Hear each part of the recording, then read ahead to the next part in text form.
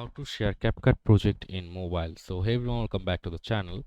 So I'm showing it on web view of PC. You can, and the process is similar in the mobile view. So let's say this is the project we are working right now, and we can directly click on export and share on social. Click on share on social and you can just directly share it from here, or you can just go to your profile homepage and click on view your profile, and then you can see the projects you have been working with. You can just click on any project you have been working for and click on the share files option from here, and let's say this is the file.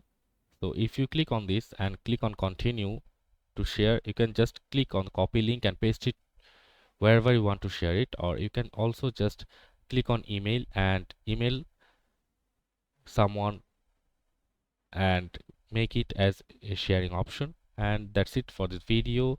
That's the same process in the mobile view. So that's it for this video. See you on the next one.